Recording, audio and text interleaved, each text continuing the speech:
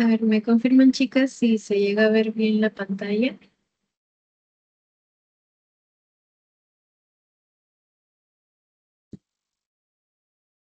¿Sí se llega a leer?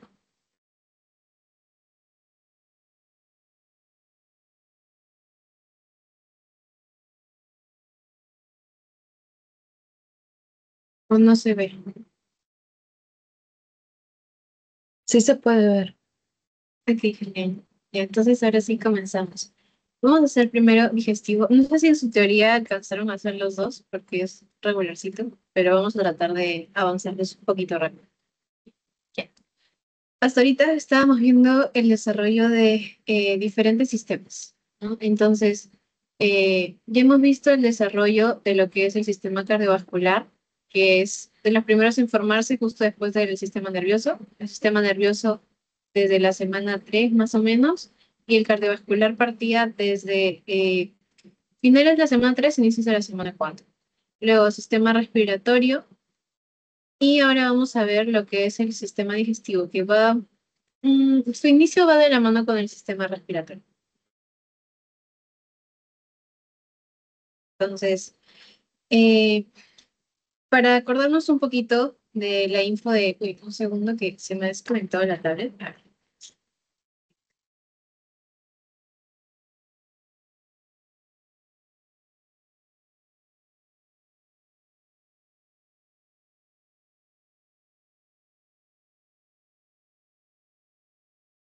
ya, ya está. Así sí los puedo dibujar. Ok.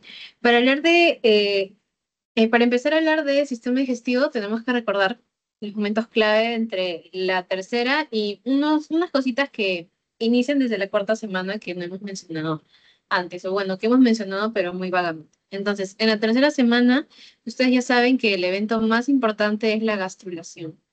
En la gastrulación es que se van a formar las tres capitas de donde parten todos los órganos, ¿no? Que son el endodermo, el ectodermo y el mesodermo. Entonces, aquí teníamos al inicio un embrión que tenía solo dos láminas, el epiblasto y el hipoblasto. Y gracias a la migración de células es que pasamos de tener dos a tener tres capitas, ¿no? Ok, entonces eso es lo que ocurre en la tercera semana. Ahora, a medida de que las células van migrando y van proliferando, la forma de este embrión se va a ir modificando poco a poco. Entonces, para la cuarta semana, más que tener una lámina como teníamos antes, vamos a tener un embrión con forma de tubo. Y eso es gracias a que ocurren dos plegamientos. Un plegamiento que es cefalocaudal y un plegamiento que es lateral. ¿Por qué se da el plegamiento cefalocaudal? Porque se está empezando a desarrollar las vesículas del cerebro.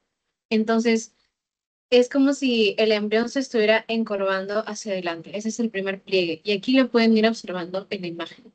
Se va encorvando. Ese es el plegamiento cefalocaudal. Desde la parte cefálica, desde el eje cefálico hasta el eje caudal. Y luego, bueno, el segundo tipo de plegamiento que tenemos es el lateral. De ambos lados se va cerrando el embrión como si fuera un tubito, y ahí lo pueden ver. Esta bolsita que está colgando aquí es el saco vitelino. Entonces es por eso que el saco vitelino queda como si estuviera escapando del embrión. ¿Ok? Es gracias a este pleamiento. Y todos estos cambios van acompañados de lo que es el desarrollo del sistema nervioso. O sea, prácticamente para que se den todas estas modificaciones, tiene que estarse desarrollando el sistema nervioso. Y aquí para que vean mejor lo que es el plegamiento. Aquí pueden ver cómo poco a poco va cerrando lateralmente y va atrapando al saco vitelino. Para que se den una idea, desde aquí podemos distinguir las tres capitas diferentes. Siempre van a ver al ectodermo de color celestito en los libros. Hay un acuerdo internacional. Entonces, por eso, en todos los libros, o bueno, en la mayoría de ellos, tienen el mismo color, las tres capas. El ectodermo siempre está de celestito azul, el mesodermo está como de naranjita, es el que vende naranja, es el mesodermo. Y el que está de amarillo es el endodermo. Entonces, desde aquí ya están viendo que nuestro saco vitelino está todo recubierto por endodermo. ¿Ok? y poco a poco se va a ir cerrando lateralmente nuestro embrión hasta formar un tubito, como están viendo en esta imagen de acá abajo, que ya es como una captura de imágenes un poquito más, de semanas un poquito más avanzadas, más o menos ya para en adelante de la cuarta hasta la octava semana del desarrollo. Y ya, aquí tienen el proceso de evolución y cómo debería quedar, con el sistema nervioso justo en el centro. Y ese puntito que ven aquí es la notocorda, de la que habíamos hablado la clase anterior. Entonces, y ya, bueno, esto es para que lo tengan en consideración, porque para hablar de sistema gastrointestinal, en la etapa embrionaria, hablamos como de un intestino primitivo. Entonces, hay diferentes zonitas del intestino. Este intestino primitivo es el que más adelante va a formar, pues, prácticamente todo el tracto gastrointestinal que conocemos en la vida adulta. Pero en esta etapa dividimos el intestino primitivo en tres zonas: en un intestino anterior, en un intestino medio y en un intestino posterior. El intestino anterior está desde la parte cefálica y el posterior, bueno, ya para donde se encuentra el alantoides, ¿no? Que es como la parte de salida del embrión, la zona más caudal del embrión. Y la parte que está entre esos dos, pues es lo que vamos a conocer después como el intestino medio. Es como si fuera todo un tubo dividido en tres partes. Y ya, los derivados que nos van a permitir la formación de este tubo primitivo y de todos los futuros órganos que participan en el sistema gastrointestinal son derivados del endodermo y también derivados del mesodermo.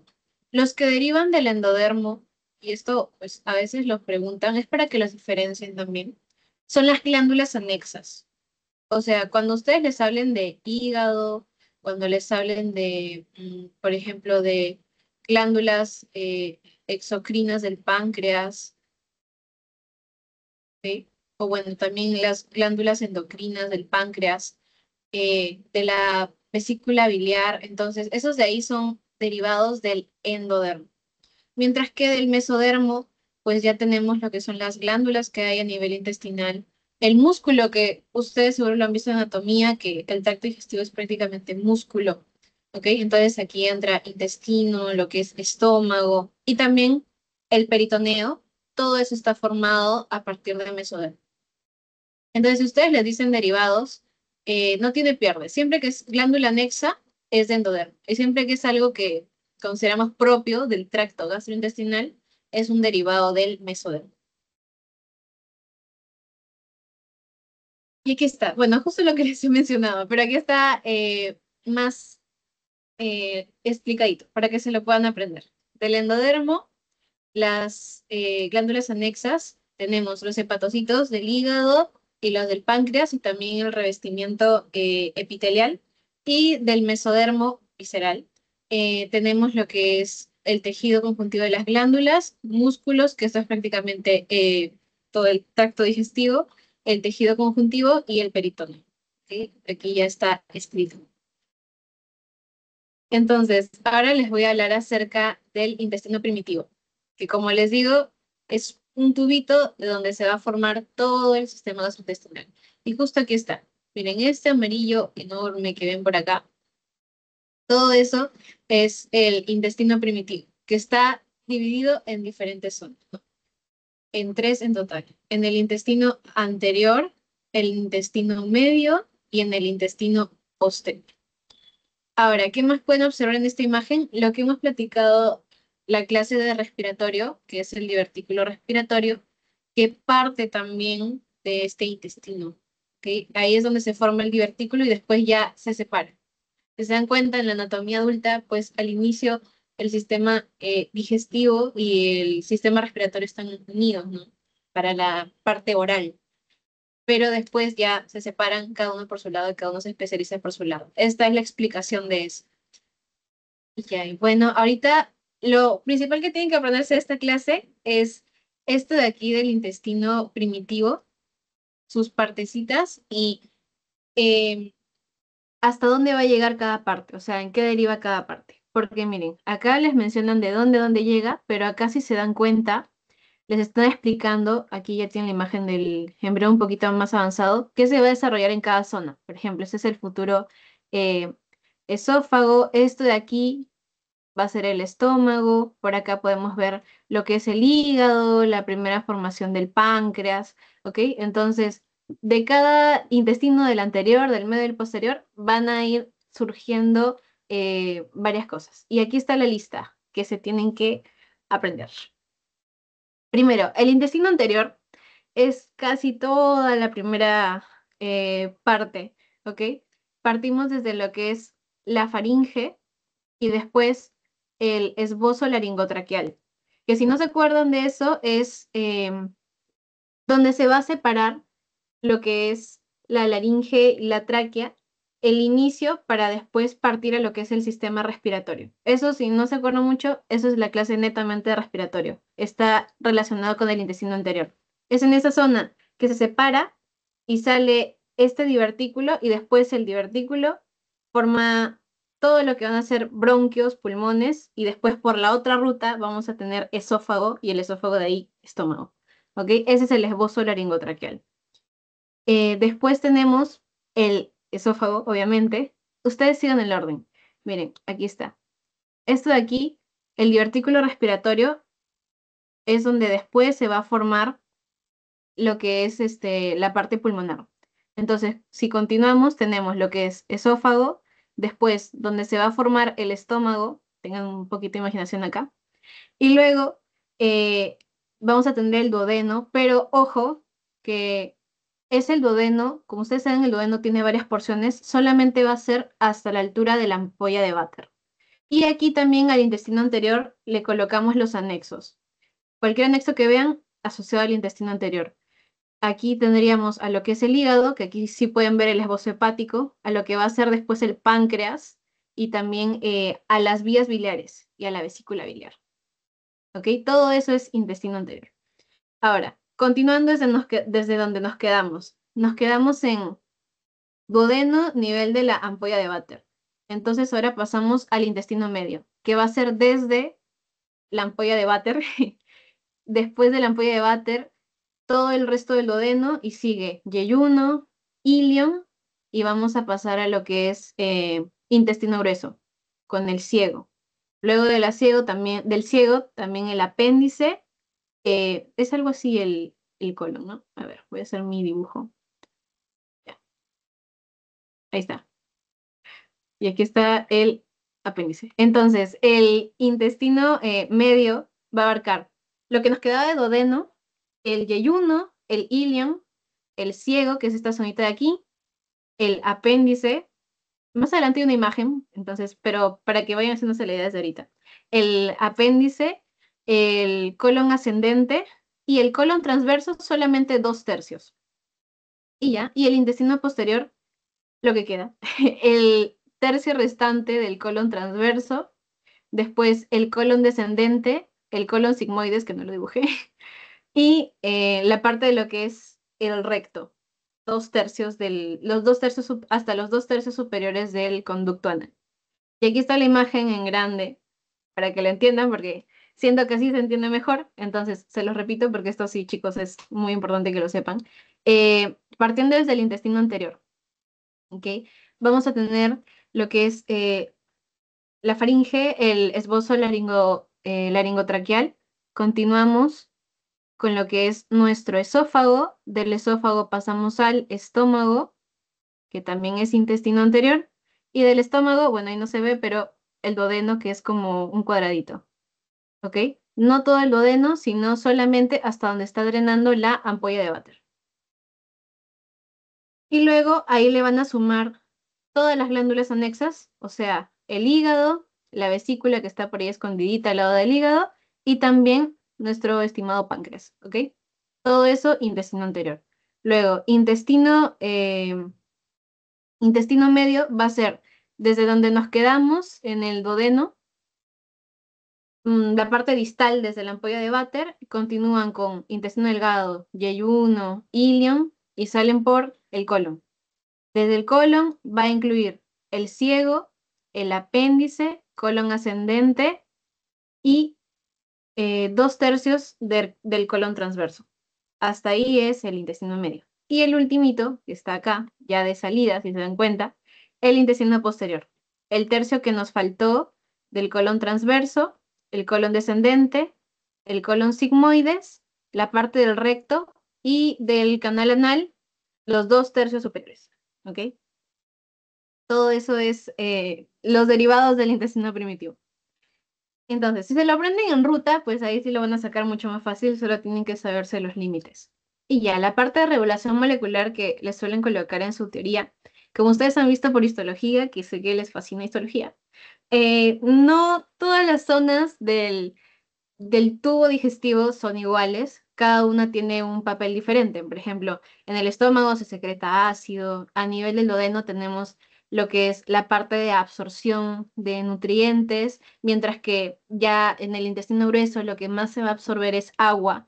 Entonces, en estas zonas, y también tienen al apéndice, que el apéndice también tiene un papel inmunológico. Entonces, hay una regulación molecular para que pasemos de tener un tubito que deriva del mesodermo a tener un tubo con muchas características en cada zona, ¿ok? Y aquí tienen quién interactúa, quién trabaja para que ocurra eso. No he visto que les pregunten esto, chicos, pero igual se los menciono porque se los mencionan en su teoría. Entonces, tenemos primero el SOX2, que es el que nos va a diferenciar el esófago y también el estómago. Y ahí tienen la imagencita. Luego, el duodeno por el PDX1. Después tenemos también el resto del intestino delgado por el CDXC. Y para el intestino grueso y para el recto, pues vamos a tener al CDXA. Esos son los que participan. Y ya. Y todo el resto de la clase, cada cosita que les he mencionado de cada zona del intestino primitivo, vamos a ver cómo se forma. Entonces, iniciamos con el intestino anterior. Prácticamente desde lo que es la zona esofágica hasta el duodeno. ¿Ok? Entonces, partiendo por el esófago. Eh, ¿Cuándo se empieza a formar esta zona? Desde aprox la cuarta semana. Lo peculiar del esófago, que también para hablar de su formación tenemos que tocar un poquito de respiratorio, ¿no? No sé si se acuerdan que de repente en la cuarta semana, en una paredcita del intestino anterior aparece lo que es el divertículo respiratorio, que es el que nos va a decir, se tienen que formar los pulmoncitos. Entonces, de este divertículo, pues se empiezan a formar las yemas pulmonares, y es así que salen los pulmones, ¿no? Pero, ¿qué es lo peculiar? Que se forma un tabique traqueoesofágico. O sea, antes teníamos un solo tubito, ¿no? Pero de la nada aparece este divertículo y va creciendo, creciendo, creciendo, y se tiene que separar.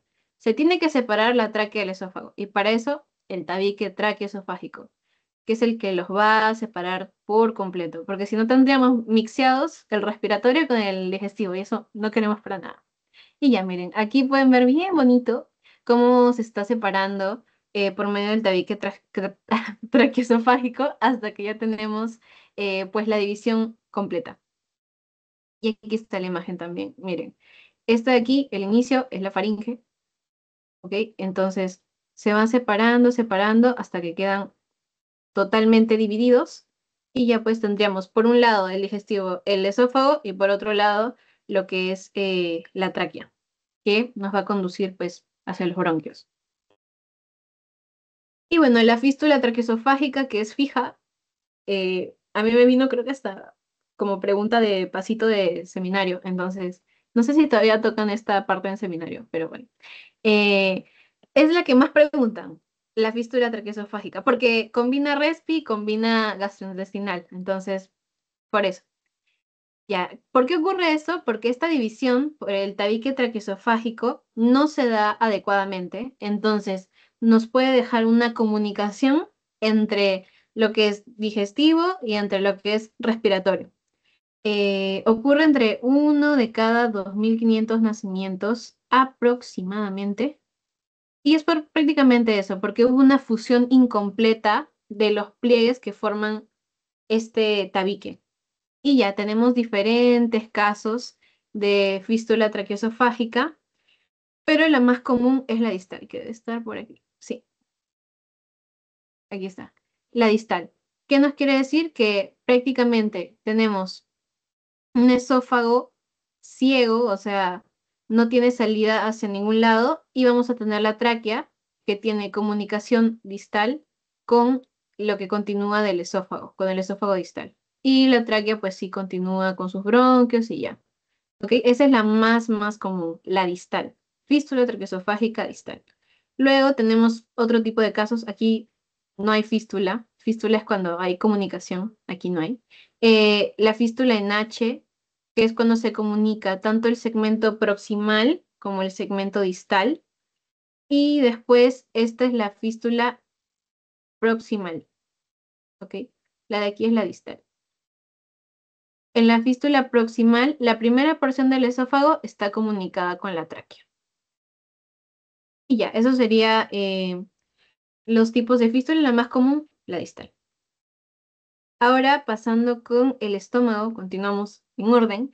El estómago es bastante peculiar. Acá les van a preguntar eh, por, por la parte de... O sea, es que en esta clase preguntan bastante lo que es ángulos o ejes. Entonces, eso es lo que más les van a consultar. Ya, les voy a explicar primero el estómago. Primero, por si no sé si lo han visto en anatomía, no estoy muy al corriente de qué tema van en anatomía, pero las partes del estómago ahí, para que más o menos lo ubiquen, tiene lo que es el cardias, que es esta zona de entradita, y después está el píloro, ¿ok? Esos son, para que lo tengan en cuenta, lo más importante para la clase de embrio. Después tienen, pues, el fondo, el cuerpo, el antro, pero lo más importante aquí, acuérdense de su cardias y acuérdense de su píloro. Ya. ¿Cómo es que se va a formar el estómago? Tenemos que el tubo digestivo es así, ¿no? Un tubito, pero este tubo sufre dilataciones. Entonces, para que nos demos la idea de que se está empezando a formar el estómago, se va a formar una dilatación fusiforme, que es justo así, miren. En las puntitas estrecho y en el centro ahí está la dilatación, como si tuviera forma de bíceps. Así empezó nuestro estomaguito. Entonces el estómago cambia de posición, rota sobre su mismo eje a medida que va creciendo. Y eso es lo que hace que llegue a la forma final, que es justo esta de aquí. Esperen, creo que tengo una mejor imagen para explicarles. Pero bueno, entonces, ¿cuáles van a ser las rotaciones? Va a ser una rotación en el eje longitudinal y otra en el eje anteroposterior. El eje longitudinal es como una rotación en circulito, ok, así como mis lentes ahorita. Y el eje anteroposterior es de la ubicación que teníamos, el cardias cefálico y el píloro caudal van a rotar así un poquito, ¿ok? A eso se refiere con eje anteroposterior. Y ya está. Y debido a esta rotación es que en la vida adulta tienen esta ubicación, miren. El nervio vago izquierdo que se encuentra en una posición anterior y el nervio vago derecho que queda posterior. Es por la rotación. Entonces, aquí está la diapo donde les explico mejor esta partecita de acá. Vamos a iniciar con la primera rotación, que es esta de aquí, la que es alrededor de su mismo eje, en el eje longitudinal. Aquí lo que va a ocurrir es un giro de 90 grados. Entonces, va a ir creciendo poco a poco el estómago. Miren, primero tenemos esta dilatación fusiforme y de ahí gira, y eso es lo que hace que el nervio vago quede en esta posición. ¿En qué dirección va a girar? En sentido horario. ¿Ok? Entonces, es por eso que toma esa posición hacia ese lado. Justo así. Y luego la segunda rotación, que es la anteroposterior. Ubiquen acá el cardias, ubiquen acá el píloro. El cardias se va a dirigir hacia abajo a la izquierda, mientras que el píloro se dirige hacia arriba a la derecha. Entonces es por eso que el estomaguito queda un poquito reclinado, porque de ser un tubito así, esta zona se dirige hacia abajo a la izquierda y la otra zona sube hacia arriba a la derecha. Y eso hace que quede de esta forma, justo así. ¿Ok? Y ya, eso es como se forma la curvatura mayor y la curvatura menor que tiene el estómago por esta rotación en el eje antero-posterior. Hasta acá, chicos, ¿tienen alguna pregunta?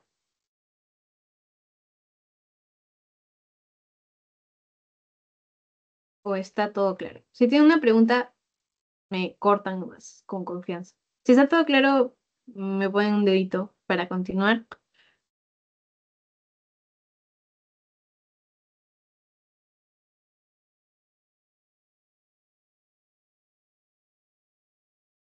Ok, entonces vamos a seguir. A ver. Luego, continuando, seguimos con la primera porción del intestino delgado, que es el duodeno. Ahora, el duodeno es peculiar porque acuérdense que es un límite, ¿no? Tiene 4 partes, pero no todas vienen del intestino anterior. El intestino anterior es hasta la ampolla de váter. Entonces, aquí combinen intestino anterior con intestino medio. Y ya. El duodeno tiene esta formita, como de como de un cuadradito. Y ahí es donde vamos a diferenciar 4 porciones, ¿no? La primera, que es la porción superior, que es la que va a estar comunicada con lo que es el píloro, con el esfínter pilórico. Luego teníamos la porción descendente, que en la porción descendente, pues vamos a encontrar lo que es el drenaje de la ampolla de váter, ¿sí? Que la ampolla de váter, pues, va a traer lo que es el contenido biliar y también el contenido pancreático. Luego tenemos esta porción que es horizontal y luego la porción descendente perdón, la porción ascendente que es la última. Entonces, ¿hasta dónde llega el intestino anterior? Justo hasta donde está drenando la ampolla de váter. Hasta ahí solamente. Todo esto es intestino anterior. Después lo que sigue, intestino medio.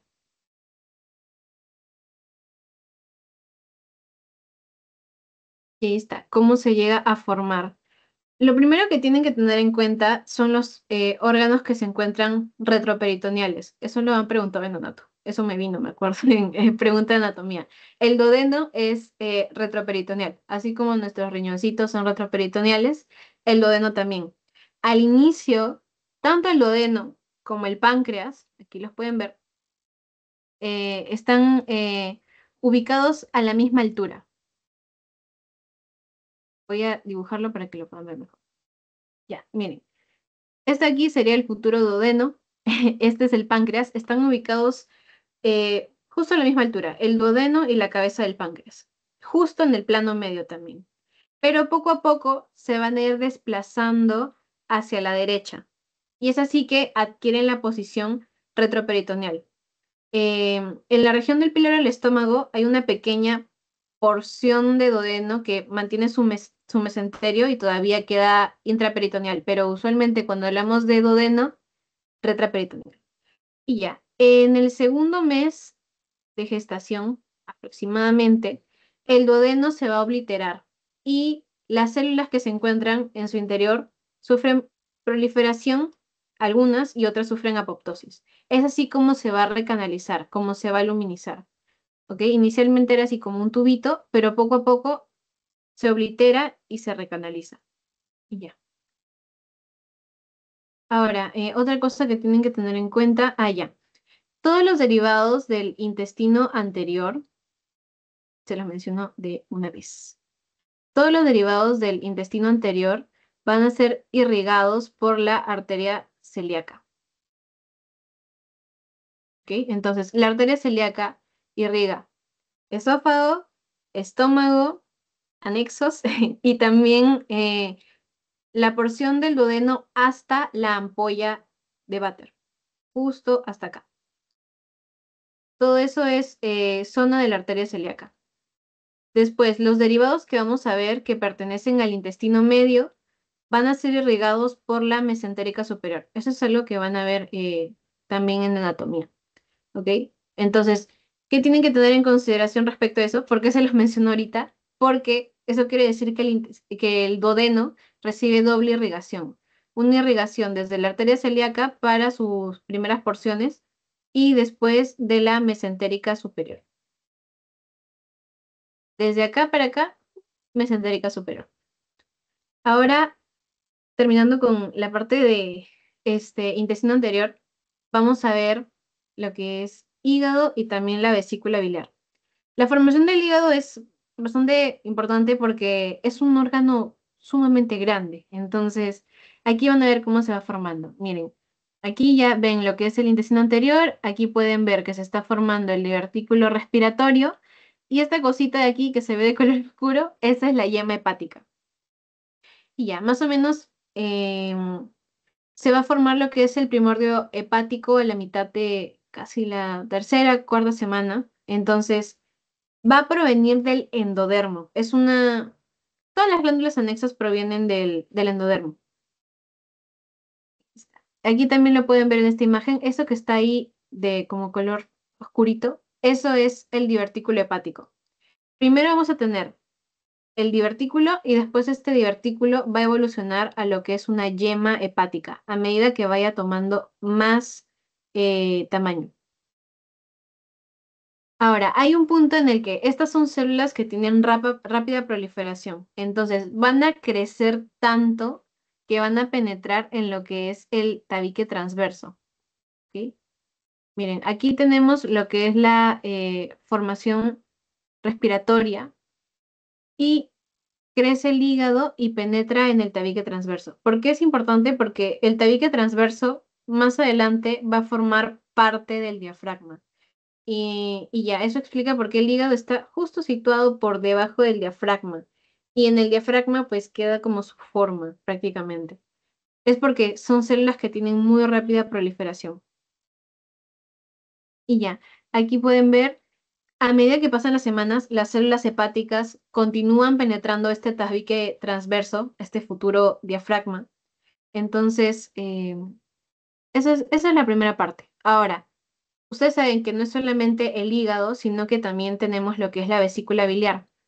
En el intestino anterior, aquí, se va a formar como un pequeño estrechamiento, una delgadez. Entonces, esa delgadez, imagínense, este es el tubito. Se está formando lo que es la yema hepática y se forma un estrechamiento justo aquí en el tubito. Eso de ahí es lo que va a formar el colédoco. Y de esa estrechez se forma como una excrescencia por delante, en la cara ventral. Y eso es lo que más adelante, y aquí pueden ver la estimada excrescencia, está aquí, lo que más adelante va a formar la vesícula biliar, ¿ok? Y también, bueno, lo que es el conducto cístico. Y ya, ¿cómo es que el hígado llega a tener eh, lo que son sus sinusoides? Porque seguramente lo han visto en histología, lo que son los sinusoides hepáticos. Lo que va a ocurrir es que entre los cordones hepáticos que se están formando, se mezcla totalmente con las venas vitelinas, con las venas umbilicales. Es así que se forman los sinusoides hepáticos. Y ya. Ahora, del cordón hepático que se está formando en nuestra yemita, vamos a tener diferentes diferenciaciones, por no, bueno, valga la redundancia. Primero, de aquí, que es endodermo, se va a formar lo que son las células hepáticas, todo lo que va a formar el futuro hígado, y también las células de revestimiento para los conductos biliares, o sea, para el colédoco. Todo eso viene del endodermo. Mientras que de lo que es el mesodermo se forman las células hematopoyéticas, que son las que van a estar a nivel de los sinusoides, ¿ok? Después las células de Kupfer, que si no las conocen son células de respuesta inmune, o sea, prácticamente los macrófagos del hígado. Y luego las células de tejido conjuntivo. O sea que todo lo que es funcional en el hígado viene, funcional a nivel digestivo del hígado viene de lo que es endodermo y todo lo demás del mesodermo. Eso sería lo principal del hígado. Ok, y aquí tiene una imagen, bueno, ahí está formado el higadito. Esto que está justo por encima del hígado es el tabique transverso. El hígado a medida que crece, pues va penetrando en el tabique transverso. Y ya. El mesodermo que se encuentra ubicado entre el hígado y lo que es el intestino anterior es lo que va a formar el omento menor. Este omento menor es el que se encuentra entre el hígado y la pared abdominal, ¿ok? Bueno, la pared abdominal ventral. Y ya, eso sería, y bueno, aquí está escrito para que no se olvide, el aumento menor. Eso sería lo principal respecto al inicio de la formación del hígado y vesícula biliar. Ahora, ustedes están viendo aquí el hígado en esta ubicación, pero en la vida adulta, si se dan cuenta, la vesícula biliar está justo por debajo del hígado y el colédoco da la vuelta para poder drenar en el duodeno. Entonces, ahorita les voy a explicar cómo es que ocurre eso. Miren, aquí pueden ver la imagen desde la formación de la yema hepática. Tenemos acá el tubo digestivo. Ok. Entonces, aquí ven fusiforme, está rotando, ya. Entonces, se está formando lo que es el estómago, lo que acabamos de ver. Se está formando aquí también la yema hepática, tiene aquí su constricción y se está formando la vesícula biliar. Inicialmente todo pues prácticamente en un mismo plano, o sea, al inicio, semana 10, el hígado tiene muy bajito peso y también recién se están formando lo que son los sinusoides. Entonces, a medida que va avanzando es que vamos a ver los cambios. Ya. Entonces aquí la formación de la vesícula biliar y aquí aumenta el tamaño. Otra cosa que, ay, antes de que me olvide mencionarles, hay un punto en el que las células hepáticas dejan de crecer. Es por eso que el hígado, pues en la vida adulta solamente es 5% de nuestro peso, pero en la vida embrionaria representa el 10% del peso en comparación al resto de órganos que se están formando. Luego, algo más que tengo que mencionarles. Ya, más o menos en la semana 12 es conocer el desarrollo de la vesícula biliar, que es lo que ya les expliqué. Y en la semana 12 también inicia lo que es la formación de bilis. ¿Ok? Entonces ahí poco a poco ya se va concretando lo que es la formación del colédoco. Ahora, respecto de la organización. O bueno, ya, no, se los voy a explicar más adelante en páncreas mejor, porque ahí hay una imagen para que me entiendan mejor. Es que lo que quiero explicarles es esto de aquí, uy, que si se dan cuenta,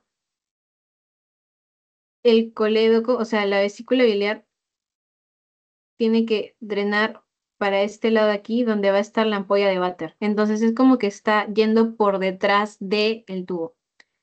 Y esto que se está formando acá, pues es el futuro páncreas. Pero para que me entienda mejor esa parte de cómo es que va por detrás, les voy a explicar primero páncreas y ahí ya lo van a entender un poquito mejor. A ver, la formación del páncreas. El páncreas también, como es una glándula anexa, ya saben que tiene un origen a nivel endodérmico. El páncreas es peculiar porque se forman dos yemas. Hay una yema que es la yema ventral, que es esta de aquí, y otra yema que parte, como están observando, también observan acá, que parte ya directamente de lo que es el tubito de nuestro tubo. ¿Ok? Esta de aquí es la yema dorsal. Muy importante, el páncreas siempre lo preguntan porque como tiene dos yemas de formación, lo que les preguntan, como les digo en esta clase, es ángulos y cositas peculiares. El páncreas es una cosita peculiar, entonces se los van a preguntar. Y también estas diferencias entre las dos yemas. Esta yema que se forma aquí justo al lado de la vesícula es una yemita que va a tener un menor tamaño y está muy cerquita del colédoco. Ese verdecito es el colédoco. Ahora, la otra yema, que es la yema dorsal, es una yema que tiene muy rápido crecimiento y también, como tiene rápido crecimiento, va a ser de mayor tamaño y está directamente relacionada con el tubo. ¿Ok? Ahora, aquí pueden ver cómo van creciendo. Aquí ya se está formando muy bien lo que es el colédoco y ambas yemitas han aumentado su tamaño. Bueno, sobre todo la dorsal.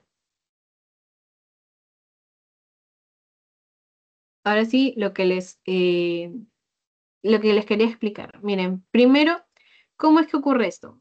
La yema ventral eh, va a moverse para situarse justo por debajo, va a moverse por detrás para situarse justo por debajo de lo que era la yema dorsal. Entonces, en este giro que ocurre, porque miren, acá la yema ventral, como es ventral, está por delante, pero va a girar y se va a situar en esta zona de aquí, justo por debajo de nuestra yemita dorsal. Entonces, mientras ocurre este giro, gracias a ello también vamos a tener el giro del colédoco. Entonces, junto con la yemita ventral, el colédoco se va a dirigir justo a esa zona. Y ahí queda nuestra yema ventral por debajo de la yema dorsal. Y es así como, bueno, después estas yemas llegan a fusionarse y, y se forma en sí lo que es el páncreas, ¿ok?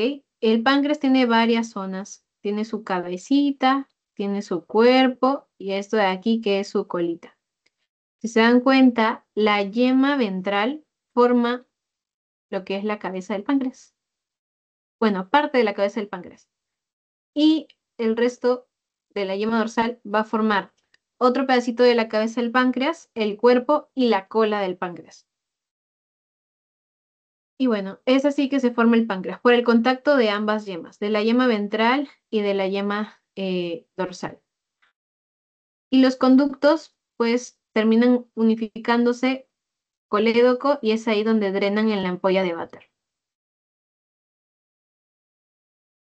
Ahora, respecto al páncreas, a la formación, cositas más extra, saben que el páncreas tiene una función exocrina y una función endocrina.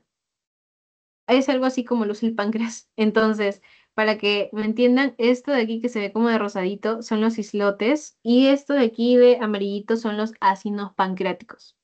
Aproximadamente en el tercer mes tenemos la formación, la buena formación de lo que es el páncreas endocrino, o sea, de los islotes de Langerhans, que cuentan con una cantidad de células. Estas células son todas derivadas del endodermo. Entonces, vamos a tener primero lo que son las células alfa. Las células alfa, vayan a aprenderlo desde ahorita porque lo van a tener que saber, son las que van a formar el glucagón. Luego las beta, las de toda la vida, que forman la insulina. Las delta forman la somatostatina y las células F, el polipéptido pancreático. Ya, esas son las celulitas del islote de Langerhans. Luego tenemos lo que es el ácido pancreático, que este es el páncreas exocrino. Estas que están justo aquí, que están como de color amarillito. Y son todas las enzimas que se van a drenar en el duodeno y que sirven para la absorción de los lípidos. Otra cosa importante que tiene que ser el páncreas, a partir del quinto mes, el feto ya tiene la capacidad de producir su propia insulina. Y esas son sus características. ¿Qué les pueden preguntar del páncreas? Esta patología que es el páncreas anular. Ya saben, lo peculiar del páncreas es que tiene dos yemas, ¿no? La yema ventral, la yemita dorsal. Entonces, cuando se forma el páncreas anular, lo que ocurre es que la yema pancreática ventral, que es esta aquí, se fusiona por delante, cruza por delante, en lugar de cruzar por detrás junto con el colédoco. Entonces, al fusionarse, bueno, al cruzar ventralmente, también se va a fusionar a nivel ventral. Y eso hace que quede un anillo. Hay una parte que cruza por detrás, otra parte que cruza por delante. Es como si el tubito estuviera atrapado en páncreas. Eso es un páncreas anular. Y ya, un anillito alrededor de todo el tubo. ¿Cuál es el principal problema? Que va a generar obstrucción en el drenaje del contenido hacia la ampolla de váter. ¿Y por qué puede ocurrir esto? Hay diferentes teorías porque no está muy claro. La primera opción es que nuestra yema ventral sea bilobulada, o sea, que tenga dos lobulitos y uno diga, ah, me voy por atrás, y el otro, ah, me voy por delante, y es así como se termina formando el anillo alrededor del tubo. Esa es la primera opción y en la que más se adhiere la gente. Luego, también otra opción es que esta unión haya ocurrido mucho antes de lo debido, o sea, que sea una unión temprana. Ahora sí, pasamos al intestino medio. El intestino medio, desde la ampolla de váter hasta el 2/3 de lo que es el colon transverso. Entonces, lo que tienen que acordarse aquí de la arteria mesentérica superior. Eso siempre lo tienen que saber. El intestino anterior es a la arteria celíaca, como el medio es a la mesentérica superior, como el posterior es a la mesentérica inferior. Eso lo tienen que recordar. Sirve para la irrigación hasta la vida adulta. A mí me lo preguntaron en anato, me acuerdo, pero en anato práctica, eso de ahí. Entonces, ¿qué es lo peculiar del intestino? Y lo que viene, la fija, porque vamos a hablar de ángulos. Las rotaciones del intestino. El intestino, ustedes saben, tenemos el tubo digestivo que partió de esto prácticamente. Yo les dije, sufre dilataciones. Entonces ustedes me dijeron, ah, genial, ya, se forma el estómago. Pero ustedes han visto el intestino. Es todo un revoloteo. ¿Cómo se forman esas rotaciones, esos ángulos, esos pliegues que tiene? Es lo que vamos a ver ahorita. Ya, algo que tienen que tener en consideración, miren, del intestino medio. Aproximadamente las 5 semanas, el intestino medio está en comunicación con el saco vitelino. Este de aquí. El saco vitelino es el que está escapando justo en medio. Ya, el intestino medio es el que tiene comunicación con el saco vitelino. A las 6 semanas se empiezan a formar lo que son las asas intestinales, desde las 6 semanas. También hay un mayor aporte de sangre a la zona, entonces es así como va rotando y se empiezan a formar estas asitas. ¿Por qué es importante la mesentérica superior? Porque todas las rotaciones del asa intestinal van a ser alrededor de la arteria mesentérica superior, o sea, es el eje de rotación. Además de tener la importancia porque irriga todo el intestino medio, es el eje para la rotación de cada una de estas asas. Y aquí está, miren, 6 semanas, ¿ok? Tenemos gran irrigación de la arteria mesentérica. Acá pueden ver en la mesentérica superior. Este es el eje. Entonces, alrededor de la mesentérica superior es que ocurre la rotación. Miren, tenemos estas dos ramitas. Esta es la rama cefálica por encima de. Esta es la ramita caudal. Y esto es el conducto vitelino y acá sale el saco vitelino. Imagínense así el embrión. Ya. Entonces, alrededor de esta arteria es que van a ocurrir los giros y es así que ocurre el primer giro de las asas intestinales alrededor de la arteria mesentérica superior.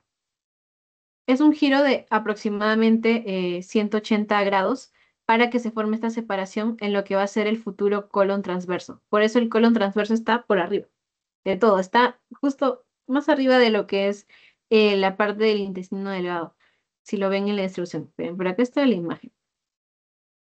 A ver, vamos a retroceder un ratito para que vean la imagen. Ya. Ok, entonces aquí está el colon transverso. Miren, queda por arriba. ¿Por qué ocurre eso? Porque, bueno, aquí está el conducto vitelino, ya. Teníamos la mesentérica superior, nuestra ramita cefálica, nuestra ramita caudal rota. La caudal rota hacia arriba. Por eso el transverso queda en esta zona. ¿Ok? Todo tiene explicación embriológica, chicos. La ubicación de todo tiene explicación embriológica. Y ya, así se forma nuestra primera cita intestinal. Es un giro de 180 grados, totalmente. Cambian de posición la cefálica con la caudal. Entonces, continuamos. Esto de aquí, súper importante, esta es fija. Viene todos los años, viene hernia umbilical fisiológica. ¿Qué ocurre? Que el desarrollo de las asas tiene una elongación exageradamente rápida, sobre todo la ramita cefálica, la que quedó por acá abajo. Y esta ramita de acá que termina por debajo, que es la que va a formar todo nuestro intestino delgado, esa rama crece con exagerada rapidez. Entonces, a esto súmenle. Tienen su embrión, su hígado está creciendo, es el 10% de su peso, está creciendo exageradamente, y sus asas intestinales, en especial esta cita de aquí, que es la cefálica, también está creciendo exageradamente.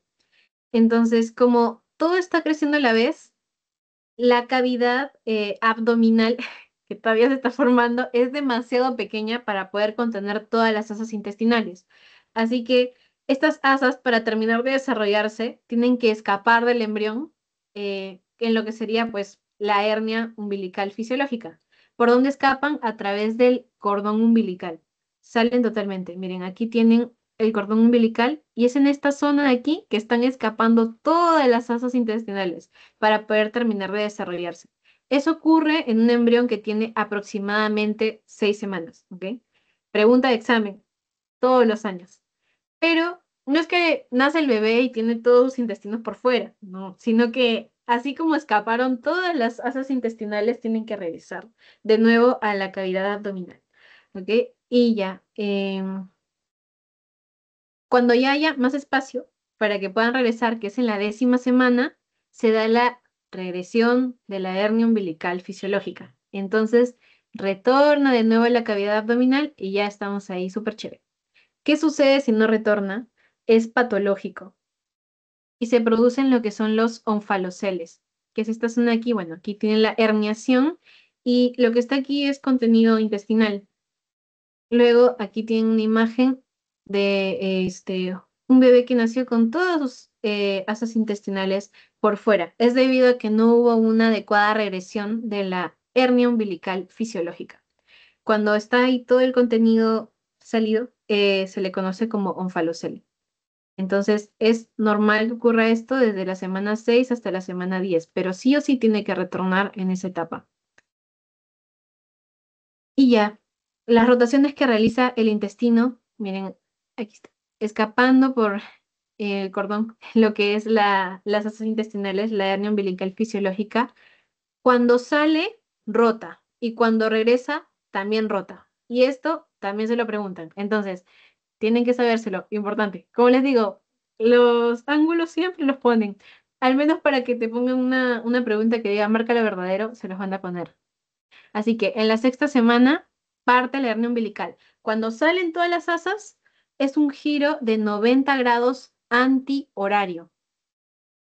Antihorario. Y cuando retornan todas las asas, en la 10ª semana, es un giro de 180 grados antihorario también. Entonces sale 90 grados y regresa 180 grados. Los dos antihorario. No se vayan a olvidar. ¿Qué les van a preguntar en su examen? ¿Cuál es el giro total que realizan las asas intestinales? Ya ustedes van a sumar épicamente 90 más 180 les da 270. Entonces, todo el trayecto, todo el giro que hacen las asas intestinales cuando salen, regresan, la suma 270 grados en sentido antihorario. Y esa fija de intestino, chicos. Eso siempre, siempre se los colocan. Ahora, patologías en la formación intestinal. El divertículo de Meckel, que me vino en seminario también, y me vino también en mi examen, si lo preguntan. De hecho, en seminario me vino exactamente en qué ubicación estaba el divertículo de Meckel, me parece. Entonces, ¿qué es el divertículo de Meckel? ¿Se acuerdan que teníamos así nuestro embrión todo precioso y estaba escapando el saco vitelino? El saco vitelino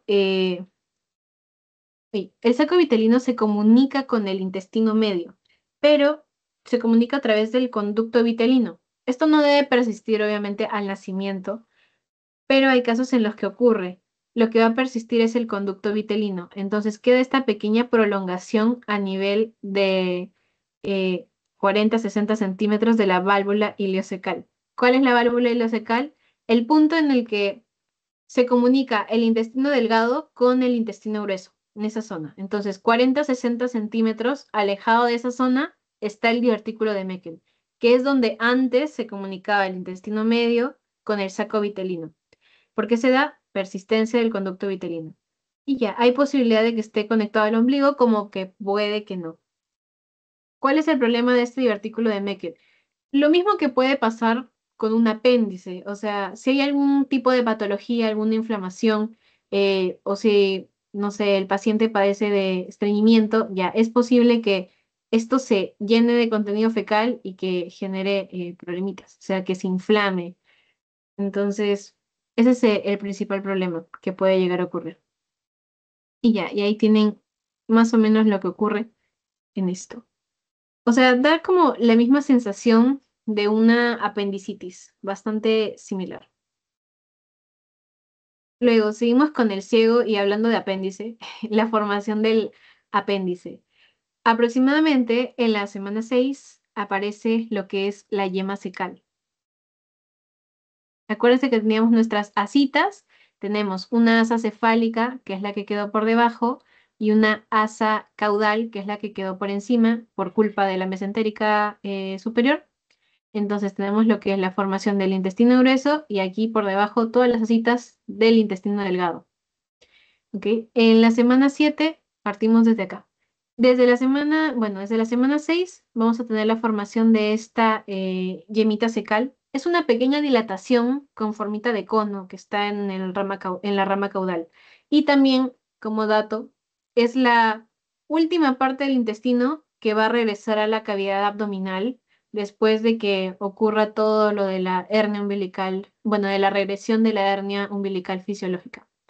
Temporalmente, durante este periodo, pues está ubicada en la parte superior del lado derecho, temporalmente, como están viendo acá, temporalmente. Pero a medida que pasan las semanas, va a ir descendiendo poco a poco hasta quedar en lo que es la fosa ilíaca derecha. Va siguiendo al colon ascendente, ¿ok? El colon ascendente va descendiendo también. Entonces lo va siguiendo y queda pues justo en esta disposición. Y ya, es ahí que queda también lo que es pues el apéndice, que el apéndice no es nada más que un divertículo, un fideíto del intestino, ¿ok? Y se forma en el extremo distal de nuestra yemita cecal. Inicia y termina siendo así, que no tiene gran utilidad, no pasa nada si nos quitan el apéndice. Su única función es llenarse de contenido y generar inflamación. Y es así como se forman. Prácticamente sigue el recorrido del colon ascendente. Y ya, eso es todo lo del ciego y el apéndice. Ahora vamos a hablar de intestino posterior, que ya estaríamos viendo un tercio de colon transverso para abajo, todo lo demás. Entonces, el intestino posterior, como les digo, desde acá, miren, acá están todas las asas intestinales, según yo. Eh, tenemos acá lo que es la válvula iliocecal, nuestro ciego, nuestro apéndice, colon ascendente, colon transverso, 2 tercios. A los 2 tercios tú marcas tu línea y dices, hasta acá nomás es el intestino medio, ahora toca lo que es el intestino posterior. ¿Qué tienen que tener en cuenta? Que a todos los derivados del intestino posterior los irriga la mesentérica inferior. Ah, ¿y quieres decirme que los 2 tercios de aquí son irrigados por la mesentérica superior, pero este tercio de aquí por la inferior? Efectivamente, todo tiene su explicación embriológica. No, realizan más o menos esa división. Entonces, intestino posterior va a abarcar 1 tercio de colon transverso, colon descendente, colon sigmoides y lo que es recto y la parte superior del conducto anal. Ahora vamos a ver la formación del recto. Primero, la cloaca. ¿Qué es la cloaca? Es una cavidad que está revestida de endodermo, pero una parte de ella, específicamente su borde ventral, está recubierta de ectodermo. Entonces, es este punto en el cual conversan el endodermo y el ectodermo. Ahora, vamos a tener la formación de la membrana cloacal. La membrana cloacal, está por acá, la membrana cloacal es el límite del endodermo y el límite del ectodermo, entre los dos. Y después tenemos al tabique urorectal. El tabique urorectal es un derivado del mesodermo. Este va a cubrir lo que es el saco vitelino y va a rodear a todo el alantoides. No sé si se acuerdan del alantoides, que era ese fideíto que se formaba desde las primeras semanas. Entonces, el tabique urorectal se encarga de separar al alantoides del intestino posterior. Uy, aquí está. Por aquí está el alantoides. Esta prolongación de aquí es el alantoides. Y ya. Así que cloaca, comunicación, endodermo y ectodermo. Y la membrana cloacal es específicamente el límite entre ambos. Esto es peculiar porque para la formación del recto, lo que tienen que tener en consideración es que siempre que estábamos hablando de la parte gastrointestinal, pues hablamos bastante de mesodermo, pero para el recto participan los dos, bueno, los tres, ectodermo, endodermo y mesodermo. ¿Por qué? Porque más o menos al final de sí, de la semana 7, la membrana cloacal que teníamos se rompe. Entonces, se pierde este límite entre el ectodermo y el mesodermo y se forma lo que es la apertura anal a nivel del intestino posterior. Aquí está. Y también se va a formar otra apertura, que es una apertura más ventral, que esta apertura es del canal urogenital, que ya lo vamos a ver en la clase de urogenital en un ratito, entonces no se preocupen. Y ya, es así que se forma la depresión anal. Ahora, después, en esta pequeña depresión anal que se ha formado, hay una membranita, que es esta de aquí, que es la membrana anal. Entonces no está permitiendo la comunicación entre el espacio de salida con lo que teníamos, ¿no? Con la formación de el final del recto. Esta membrana anal se degenera con el pasar de las semanas y es lo que va a permitir que haya comunicación con esta depresión y el recto, o sea, que ya sea un tubo con salida. Tanto la parte inferior como la superior del recto se comunican entre sí. ¿Qué más tienen que saber de acá? Respecto a las zonas. En el canal anal, que se forma aquí, los 2/3 superiores se forman gracias a endodermo, mientras que el tercio inferior se forma gracias al ectodermo que está en la zona. Ya, eso es lo que ocurre. El ectodermo se invagina, es así como se forma la depresión, después se pierde la membrana y queda en comunicación. Y ya nada más, eso es lo más importante. Ahora, la fija. La enfermedad de Hirschsprung. Esta es la otra de las fijas que les gustan poner bastante en el examen. Le pueden decir enfermedad de Hirschsprung o también ganglionosis o también megacolon. ¿Qué sucede? Eh, a nivel de, eh, a nivel del colon tenemos lo que son las células ganglionares del plexo, esto lo han visto, espero, en histología, del plexo mientérico de Auerbach. Y bueno, en el submucoso tenemos a las de Meissner, ¿no? Ahora, entre la semana 5, aprox la semana 7, migran todas las celulitas de la cresta neural, que es donde se está formando nuestro sistema nervioso, hasta el colon. Es así que se forman, bueno, que se forman prácticamente estos plexos, porque migran las células de la cresta neural.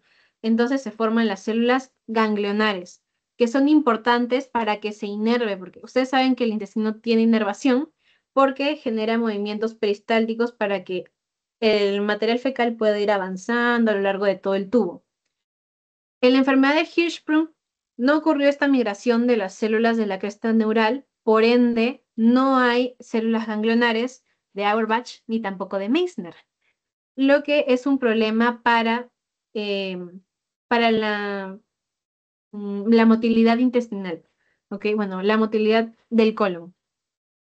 Entonces, como no hay quien inerve, el material se va a quedar en esta zona. Cuando les digo enfermedad de Hirschsprung, aquí tienen la imagen para que lo vean mejor, es todo lo que es el colon descendente, todo está irritado. Eso es enfermedad de Hirschsprung, colon descendente. Cuando es en otras zonas, en el ascendente o en el transversal, no es de enfermedad de Hirschsprung, sino que es aganglionosis de segmento largo, porque la de Hirschsprung es de segmento corto, todo lo que es el colon descendente. Y ya otras características que tienen que saber. Los principales síntomas, miren, se le dice megacolon porque como se llena de material fecal, aumenta muchísimo, muchísimo su tamaño. Aquí hay una imagen para que vean de un megacolon. El síntoma es estreñimiento en edad temprana y es de etiología poligénica. Produce estreñimiento, como ven acá en la imagen, pues también una especie de distensión abdominal. En niños muy pequeños, imposibilidad para poder eliminar el meconio, que estas son las primeras heces. Y bueno, esta fuerte presión que genera la cavidad abdominal, pues también ejerce una presión a nivel de los pulmones, entonces va a producir dificultad respiratoria. Y ya, eso sería, ya vieron la imagen del colon. Entonces, esto es toda la parte de digestivo. Ahora vamos a pasar con la parte con la parte de osteomuscular. ¿Ok? Ya, me dan un ratito y ahorita les comparto. Denme un minutito.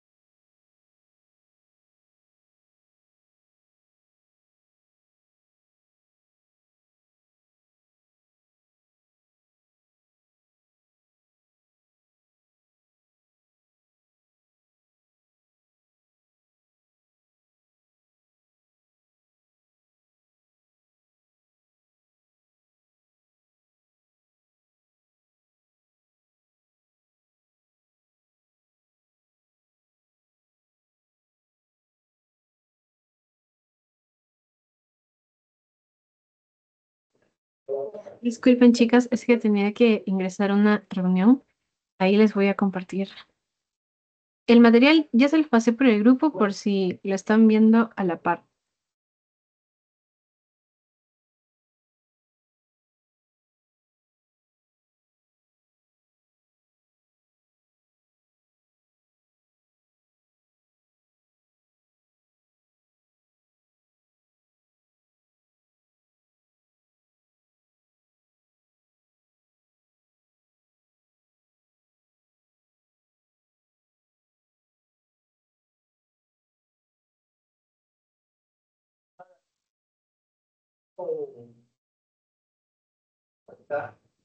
¿Me confirman si se ve, por favor?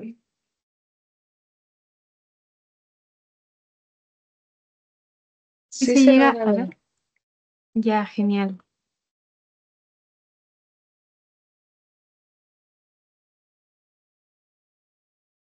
Ok, entonces ahora vamos a hacer aparato locomotor, que creo que creo que lo hemos hecho a la inversa, ¿no? Creo que en su teoría ven primero a locomotor y digestivo.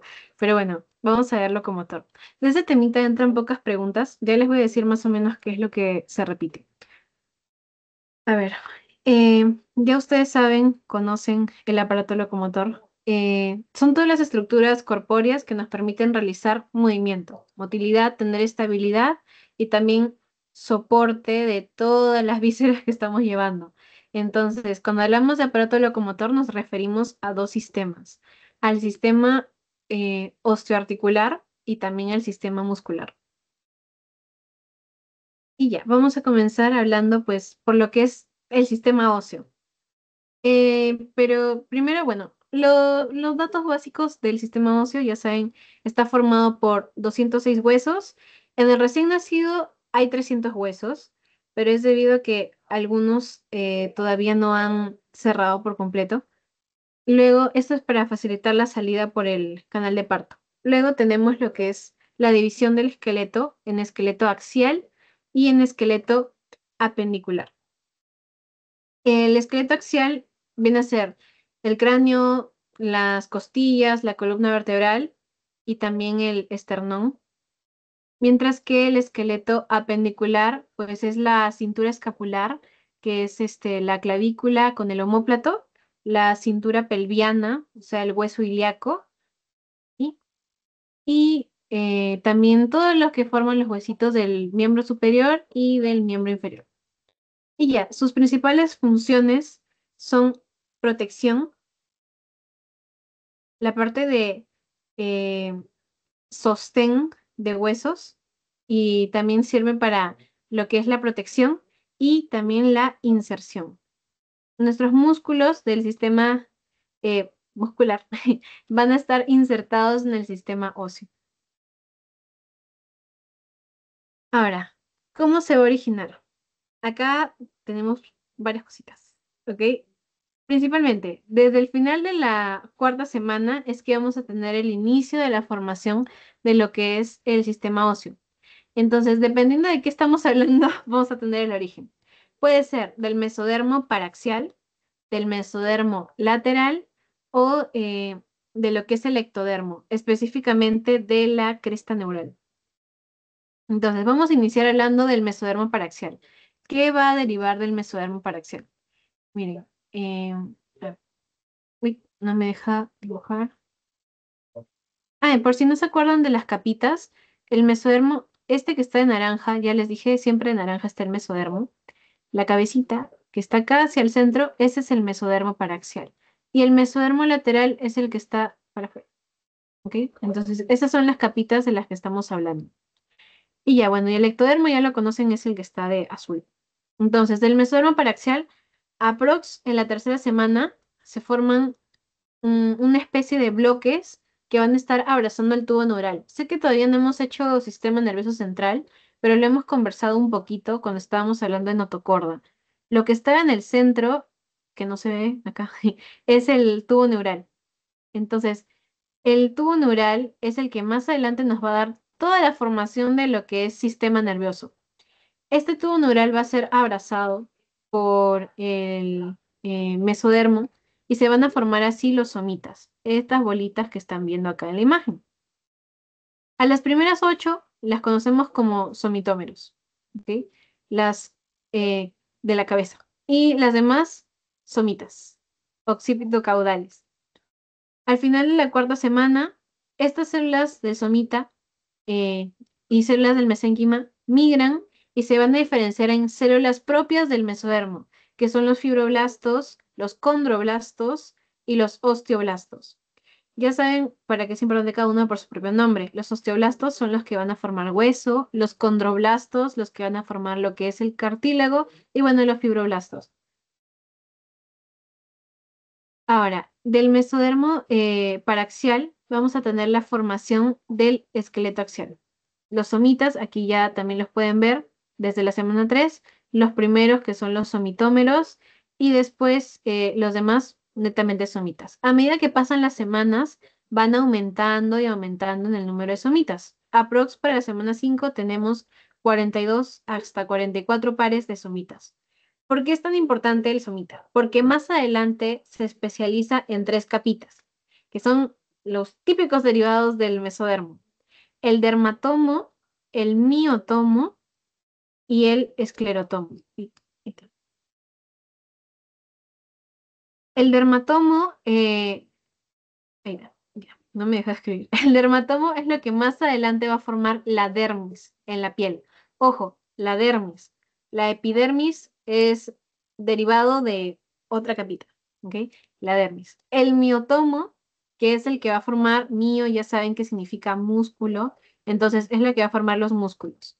Y por último, el esclerotomo, que es el que va a formar hueso, cartílago y articulación. Estas son las 3 capitas que derivan de los somitas.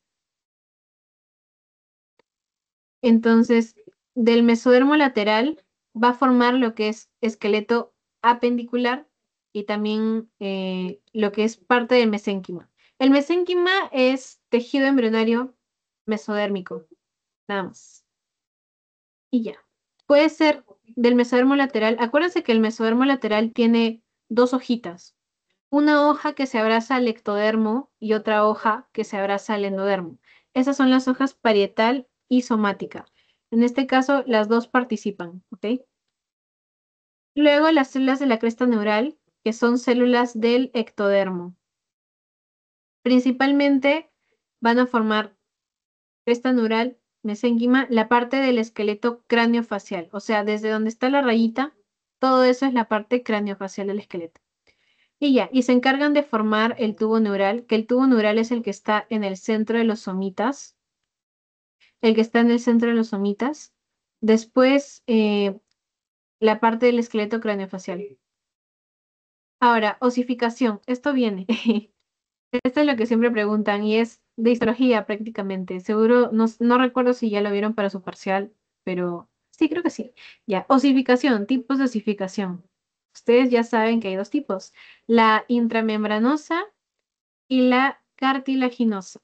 Entonces, la intramembranosa, eh, nos vamos directo. Es el mesénquima, o sea, el tejido mesodérmico que pasa directo a hueso. No hay más. ¿Eso qué va a formar?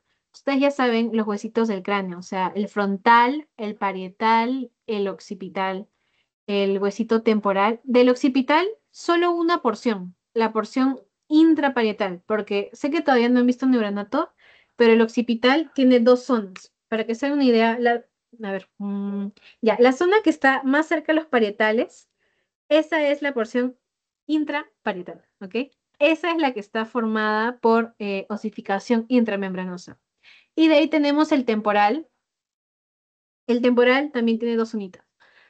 La zona que también está cercana al hueso frontal y a los parietales, esa es la porción escamosa del hueso temporal. Esa es la que se forma por osificación intramembranosa. O sea, prácticamente los huesitos, pues así, planos. También vamos a tener al maxilar, al cigomático, al palatino, al vómer, a la mandíbula intramembranosa. Luego, la osificación cartilaginosa, también conocida como endocondral. La diferencia es que la endocondral pasa por una etapa más. Tenemos el mesénquima, se forma un molde previo de cartílago hialino y después se va a formar recién el hueso, típico de los huesitos largos, ¿no? Es el ejemplo que siempre, siempre se utiliza.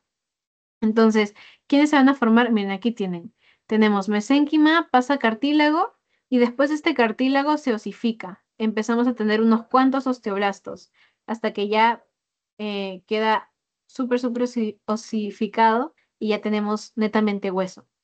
Acá está el esfenoides, el etmoides, el temporal, la otra porción del temporal, que es la petrosa y la mastoidea, el occipital, que la porción del occipital que estaría como comunicando con mi cuello, ya, esa de ahí, que es la porción basilar, esa porción del occipital se forma por osificación endocondral. Luego, las costillas, lo que son las vértebras, las cinturas de las extremidades, los huesos que están en las extremidades. Y luego están, bueno, ya se los mencioné un poquito, pero los de mixta. Esto viene, esto me vino a mí, viene muchas, muchas veces. Estos huesitos sí traten de aprendérselos. Acá justo lo que les estaba tratando de explicar con mis terribles señas. El hueso temporal, del hueso temporal tienen osificación mixta por la porción escamosa y la porción petrosa. Miren, el que está en naranjita es el temporal. Entonces, esto de aquí que se ve así bien bonito, bien planito, es la porción escamosa del temporal. ¿Ok? Entonces, como es planito, uy, ¿qué pasó? Como es planito, va a tener una osificación de tipo intramembranosa, como están viendo acá. Pero la otra porción del temporal es esta de aquí. ¿Ok? Entonces, esa de ahí tiene, que es la porción petrosa, tiene una osificación endocondral. Luego tenemos al occipital, que está acá de verde esmeralda. La porción de aquí que no se ve mucho del occipital, que está en comunicación con los parietales, que es la porción intraparietal, tiene también una osificación de primer tipo, intramembranosa. ¿Ok? Y aquí lo pueden ver. Intramembranosa. Mientras que la otra porción, que es la basilar, que es la que está para acá, tiene una osificación de tipo endocondral. Luego tenemos al esfenoides, que no se le ve mucho, es un huesito que tiene forma de murciélago, tiene también osificación mixta, y al maxilar inferior, también tiene osificación mixta. Esos sí, estos de aquí sí traten de aprenderlos, porque usualmente les ponen cuál tiene osificación mixta y te van a poner ahí la preguntita para que tú marques. Y ya, netamente osificación del cráneo, que es el que tiene como más cositas. Vamos a dividir el cráneo en dos zonas, el neurocráneo membranoso y el neurocráneo cartilaginoso. Todo lo que ven de celestito es lo que es gracias a la cresta neural. Se ha osificado gracias a la cresta neural. Todo lo que ven de naranjita, como tenemos acostumbrado a este color para el mesodermo, es lo que está gracias al mesodermo paraxial, o sea, gracias a los somitas y a los somitómeros que formaron su esclerotomo y ese esclerotomo se volvió huesito. Aquí se los divide a la perfección. Entonces, en la cresta neural del neurocráneo membranoso se forma lo que es el huesito frontal, el huesito temporal, que acá lo pueden ver al ladito, ¿sí? El huesito temporal, principalmente. Después, también del mesodermo paraxial, vamos a tener al parietal, al temporal, y, uy, no, perdón, al temporal, su porción petrosa, que no se ve muy bien en la imagen, y vamos a tener al occipital, que es este de acá, que está atrás. Ahora, el neurocráneo cartilaginoso. Aquí tienen su punto de vista aéreo. Del condrocráneo precordal es el condrocráneo precordal, que es este que está aquí de azulito, toda esta zona de acá, que es el esfenoides. Vamos a tener full derivados de la cresta neural, ¿ok? Entonces, El etmoides, el ala mayor y el ala menor del esfenoides, todas esas derivan de células de la cresta neural y conforman el condrocráneo precordal. Y el condrocráneo cordal viene del mesodermo, por eso está de naranjita, como ven acá en la imagen. Específicamente mesodermo paraxial. Y ahí se va a formar lo que es el cuerpo del esfenoides, la base del occipital y la porción petrosa del temporal. Esas son las derivaciones. Esto no he visto mucho que se los pregunten, más la parte de osificación. Eso sí tienen que sabérselo súper bien. Y luego tenemos al viscerocráneo, que el viscerocráneo deriva de los primeros arcos faríngeos, específicamente del mesénquima. Hay mesénquima que participa en la formación de los huesitos. Entonces, del primer arco faríngeo vamos a tener el proceso maxilar, o sea, lo que es maxilar, cigomático y la porción escamosa del temporal, y el proceso mandibular, que es el maxilar inferior y el martillo y el yunque. ¿Se acuerdan de los tres huesitos del oído? Martillo, yunque, estribo. Del primer arco faríngeo, martillo y yunque. Y bueno, el cartílago de Meckel. Del segundo arco faríngeo vamos a tener al estribo. Importante que sepan esto porque vi que una vez lo preguntaron, martillo y yunque, y también creo que un doctor sí, en mi ciclo lo preguntaron para teoría, de martillo yunque, del primer arco faríngeo y el estribo del segundo arco faríngeo. Otra cosa, ya, el martillo, yunque y estribo son los primeros que llegan a tener osificación completa, porque son huesos muy pequeños. Y aquí tienen la osificación cartilaginosa. Todos los pasos para que lo sigan, que sé que ya lo saben porque lo han visto en histología, pero recordar es volver a vivir. Entonces, primero tenemos full mesénquima. Ya les dije que mesénquima no es nada más, nada menos que mesodermo, que más adelante, pues, en este caso se va a tener que convertir en huesito. O sea, es mesodermo, que tiene mucha capacidad de diferenciación. Este mesodermo, bueno, este mesénquima va a pasar a ser cartílago, a formar cartílago. ¿Ok? Se condensan las celulitas y empiezan a formar condrocitos, que los condrocitos forman cartílago. Es así que van a formar todo un moldecito que es el proceso de condrificación, en este caso de cartílago de tipo hialino. Ahora, al centro de nuestro molde, a arruinar la diversión, van a llegar lo que son los osteoblastos. ¿Cómo llegan los osteoblastos, Ali? Miren, ¿ven este vasito que está interfiriendo en nuestra vida? Ese vasito, gracias a su llegada, es que va a haber invasión de los osteoblastos en nuestro molde cartilaginoso. Entonces, en esta zona, justo en el medio del molde, es que va a iniciar a haber un proceso de osificación.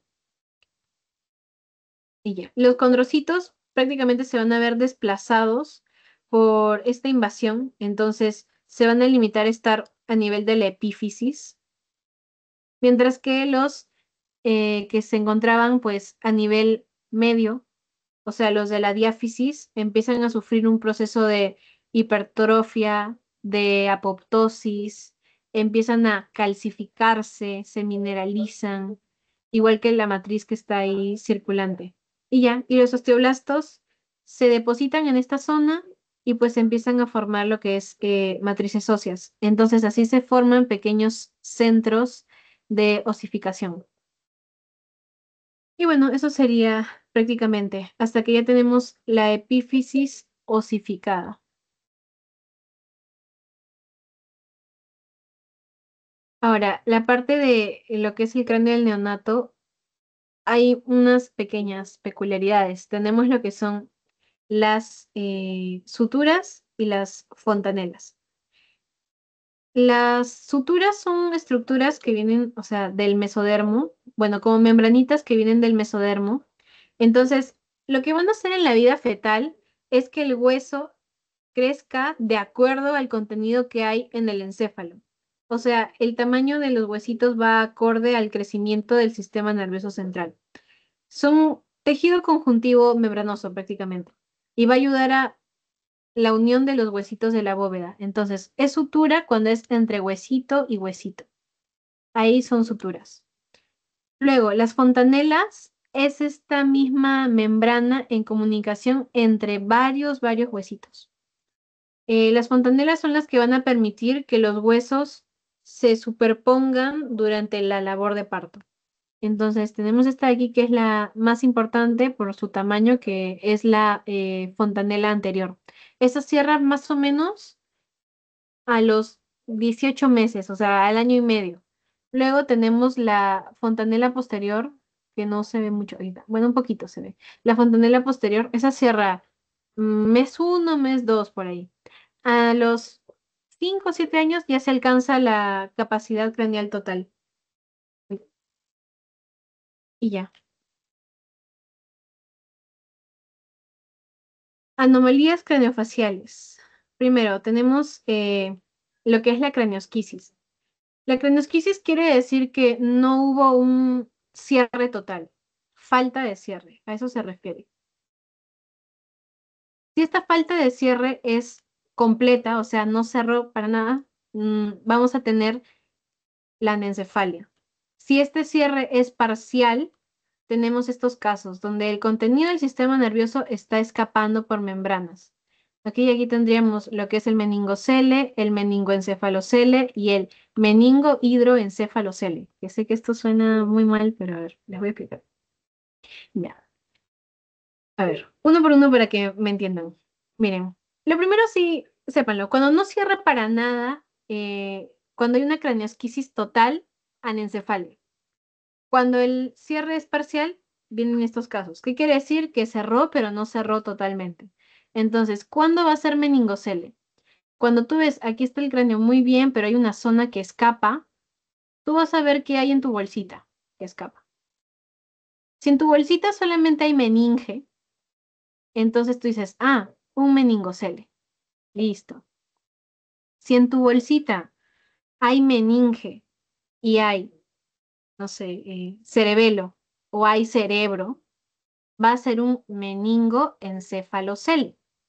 Si en tu bolsita hay meninge, hay cerebro, cerebelo, lo que tú quieras, y hay líquido cefalorraquídeo, una gran cantidad de él, meningo, hidroencéfalo, cele, ¿ok? Esas son, para que entiendan qué es cada una, porque el nombre es una pesadilla total, enorme, pero para que sepan a qué se refiere cada una. Luego tenemos la craniosinostosis. Ojo, no se me vayan a confundir entre craniosquisis y craniosinostosis. La craniosquisis es porque hubo una falta de cierre. Por ejemplo, aquí generan encefalia porque no va a permitir el adecuado desarrollo del encéfalo, está totalmente expuesto. Es obviamente incompatible con la vida. Y aquí, bueno, parcial porque deja escapar parte del contenido. En la craniosynostosis es totalmente a la inversa. Se quiere falta de cierre, acá es que cerró muy rápido. Y tenemos todos estos posibles casos.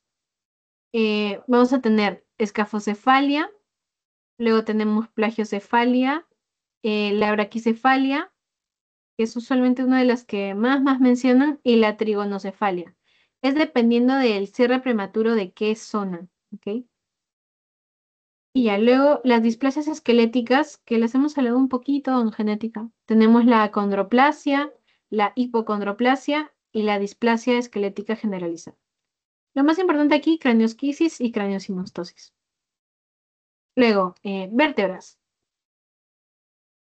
¿Quiénes van a formar las vértebras? Un derivado del somita, que ya saben que el somita se divide en tres, que es el esclerotoma, que se va a encargar de formar, bueno, cartílago, huesito y también las articulaciones.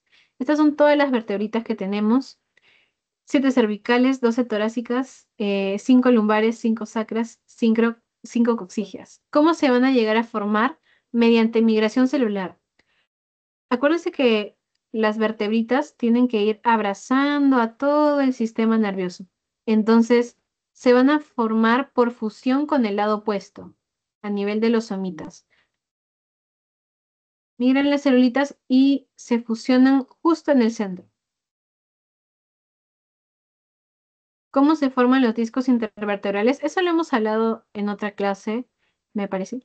Teníamos en lo que era la notocorda, durante las primeras semanas de la vida embriológica, que es el que va a ayudar a dirigir la formación de el sistema nervioso central. Entonces, vamos a tener a nuestros somitas y los somitas van a migrar para cerrar la zona por completo hasta hacer una especie de tubito, ¿no? Entonces ahí ya vamos a tener nuestros cuerpitos vertebrales. Pero los discos intervertebrales que están en el centro se van a formar gracias a esta notocorda que había. La notocorda forma, a ver, hagamos una vista. Si ven desde arriba el disco intervertebral es algo así. Entonces, justo en el centro tenemos un pequeño anillo que luce algo así. Esa es la notocorda. La notocorda está aquí justo en el centro, ya después pasa a estar nomás en el centro del disco intervertebral. Y lo que está alrededor es un anillo fibroso que se va a formar también gracias al mesénquima. Aquí hay mesénquima, aquí, mesénquima intersegmentario, el mesénquima prolifera alrededor y por eso se forma el anillo fibroso. Entonces, disco intervertebral es la suma de notocorda más células mesenquimales. Posibles defectos externales, importante, la espina bífida. Así como teníamos lo que era la craniosquisis a nivel del sistema nervioso central, vamos a tener en el periférico la espina bífida, que también tiene sus casitos. Esta es la que más les preguntan, bueno, la que más mencionan. A ver, vamos a tener esta zona donde no ocurrió el cierre por completo, ¿no? Digamos, hay ausencia de tejido. Tenemos tres posibles casos de espina bífida, dependiendo de la gravedad. Vamos a ir de menos terrible a más terrible. Está la espina bífida oculta. ¿Qué sucede? Que efectivamente falta parte del sistema óseo, falta una vertebrita, pero el material no está escapando por la zona. El material está contenido todavía en el centro. Entonces es una espina bífida oculta. A lo mucho si se forma una membranita, pues no va a tener contenido. Luego tenemos al meningocele. En el meningocele lo que está escapando aquí es meninge. Entonces ya hay un escape de contenido, por eso se llama meningocele. Y luego está el mielomeningocele, que este es un poquito más preocupante. Aquí está escapando, tenemos la membranita que se forma, está escapando meninge y cuando lean mielo es porque también está escapando médula espinal, mielomeningocele. Esos son los tres posibles casos. Obviamente, la espina bífida oculta es la que tiene menores repercusiones. ¿Qué puede pasar? Normalmente son de ubicación lumbar, por si acaso. Lo más típico que esté en lumbar. ¿Puede estar a nivel torácico? Sí. A nivel cervical también, pero es típico que sea lumbar. Y el principal compromiso, pues obviamente es con los miembros inferiores, o sea, hay una baja sensibilidad de los miembros inferiores y puede tener inclusive un compromiso motriz. Ahora, uy, no, esperen, falta mencionarles acá, casi me olvido. Secuencia de Klippel-Feil. Esta, mm, a veces me preguntan, ¿qué sucede acá? Que tenemos nuestras vertebritas así, ¿no? Esta es la distribución normal de las vértebras. Ahora, de estas 7 cervicales, en la secuencia de Klippel y Feil hay una fusión de las vértebras cervicales. Esta fusión va a hacer que el cuello sea más corto y que también tenga mucha menor movilidad. Y luego está la escoliosis, que es prácticamente curvaturas laterales anormales de la columna vertebral. ¿Qué tiene que ver con la vía embrionaria? Que puede ser por fusión asimétrica de las vértebras o porque falte parte de alguna vértebra. Ahora tenemos costillas y esternón. Ya vimos vértebras, falta el esternón y las costillitas. De las vértebras tenemos, perdón, de las costillas tenemos 7 costillas verdaderas, que son las que están en contacto con el esternón, las falsas y por último las flotantes. El esternón principalmente es un derivado del, al igual que el otro, del esclerotoma. Entonces tiene que ver con lo que es el mesodermo paraxial. Y va a crecer a partir de apófisis costales, que son procesos costales, como los que están viendo aquí, pequeños procesos costales que se generan en la zona y van proliferando hasta tomar la forma de, de costillas, ¿ok?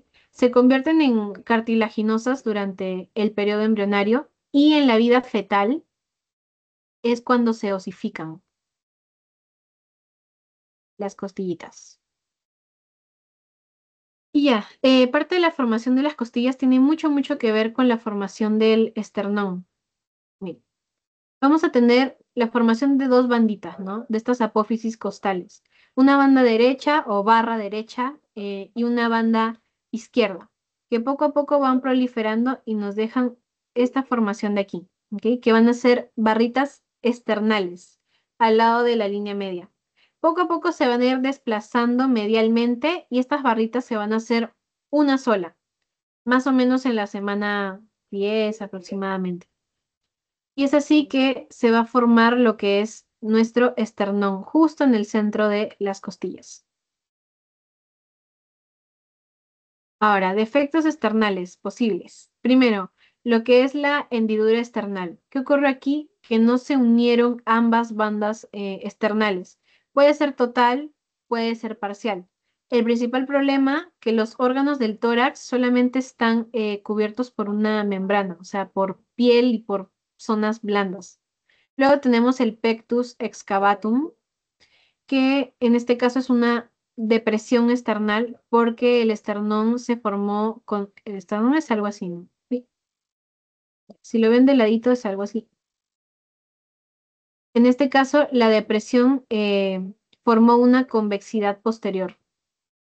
Entonces, el esternón está casi con convexidad posterior y es lo que da esta apariencia de pectus excavatum. Y luego está el pectus carinatum. Yo me acuerdo a mí que en mi parcial me vinieron estos dos de aquí. Es que usualmente las personas se confunden entre ellos. El pectus carinatum es un aplanamiento bilateral del tórax. El esternón tiene una proyección anterior, totalmente lo opuesto al pectus excavatum. Ahora, ya hemos visto todo lo que es esqueleto axial, falta el esqueleto apendicular, esqueleto axial. Les he hablado de la parte de cráneo, de vértebras, de costillas, de esternón, con sus barritas esternales. Toca el esqueleto apendicular. En el esqueleto apendicular es todo un proceso. Como está este proceso de osificación, entonces, aprox en la quinta semana tenemos mesénquima. Sexta semana se está formando ya lo que es nuestro molde de cartílago, o sea, condrificación. En la octava semana tenemos los centros óseos, ocurre la osificación y en la doceava semana ya prácticamente casi todo tiene su centro de osificación primario. ¿Quiénes van a regular eso? Los Hawks. No sé si se acuerdan de los Hawks de su examen parcial, que yo les dije que eran el que veían, los que veían todo lo que tenía que ver con cuántos miembros cuántos miembros superiores, cuántos miembros inferiores vamos a tener. De eso se encargan los genes Hawks. Extremidades. Entonces, desarrollo de extremidades. Miren, a partir de la cuarta semana teníamos así nuestro embrioncito, aunque está su lindo saco vitelino para que nunca se olviden. En la cuarta semana se forman unas pequeñas evaginaciones, que son las crestas, debí poner el nombre para que no se olviden. Bueno, esto lo anoto. Las crestas ectodérmicas apicales, mejor resumidas en las imágenes de sus libros como SEA. Y después en la quinta semana, bueno, sí, la formación de las SEAs. ¿Ok? Estas pequeñas prolongaciones de aquí. Es dos de cada lado, una para miembro superior, una para miembro inferior, igual del otro lado. Ahora, para la sexta semana vamos a tener la primera constricción perimetral, que es esta primera constricción que pueden ver aquí. Y después vamos a tener la segunda constricción, para poder separar lo que va a ser mano de antebrazo y de brazo. Luego, para la séptima semana, cuando les digo séptima semana es aproximadamente en el día 48, ocurre una de las cosas más importantes, que es la rotación de las extremidades superiores, y al final lo que va a ser la formación de los dedos, de tanto de las manos como de los pies. ¿Qué ocurre? Es un proceso de apoptosis. Miren, inicialmente teníamos, como están viendo en la imagen de acá, a nuestras crestas ectodérmicas apicales como un guantecito, ¿no? Cerrado. Ah, no, bueno, acá también está la imagen. Ya, como un guantecito cerrado con su constricción solamente.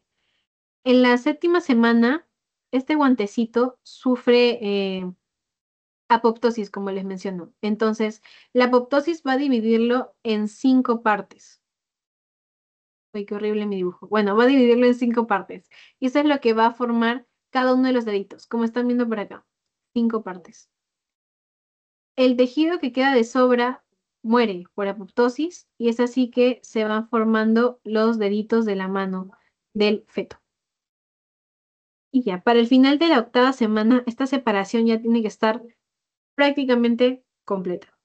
Ese es el proceso de formación de las extremidades. Alteraciones. Esto lo preguntan. En seminario, me parece. No recuerdo bien. Creo que sí la pregunta en seminario.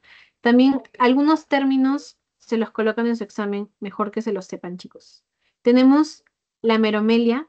La meromelia es cuando hay ausencia parcial de una extremidad, como están observando aquí en la imagen. Luego la melia es cuando falta por completo la extremidad, tanto que queda prácticamente reducida a un muñón.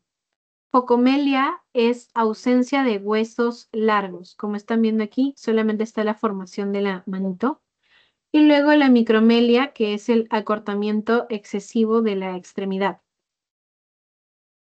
Después, en las manitos tenemos la braquidactilia, que son los deditos muy cortos. La sindactilia, que ya le hemos hablado por alteración del Hox, que es cuando los deditos están fusionados entre sí. Esto ocurre por una falla en la apoptosis. Luego vamos a tener la polidactilia, dedos adicionales. Y después está la ectrodactilia, que es por ausencia de un dedito. Ahora, los defectos transversales es cuando se conserva la estructura proximal, pero las distales están ausentes o parcialmente ausentes. La primera que es la queiria, que es cuando está faltando todo, si se dan cuenta, la parte del carpo, el metacarpo, falanges. Luego está la adactilia, que en la dactilia sí vamos a tener al carpo.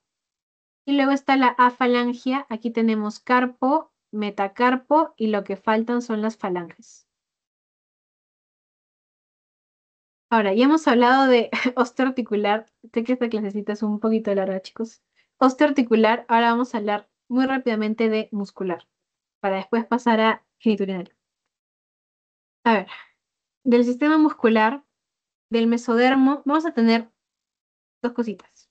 Músculos que van a venir del mesodermo y músculos que van a provenir del ectodermo. Entonces, del mesodermo ya conocen los 3 tipos de músculos: esquelético, liso y cardíaco. El esquelético viene del mesodermo paraxial, el liso del lateral y el cardíaco también del lateral. No sé si se acuerdan de cardio, de la hoja esplácnica, del mesodermo lateral. Ya, ahí está, músculo cardíaco. Ahora, del ectodermo, acuérdense, siempre que hay algo diferente se las preguntan.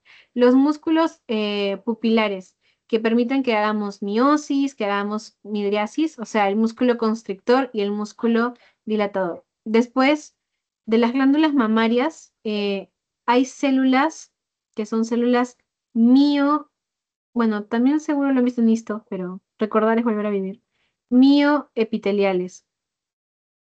Estas células mioepiteliales se encuentran en los conductos mamarios.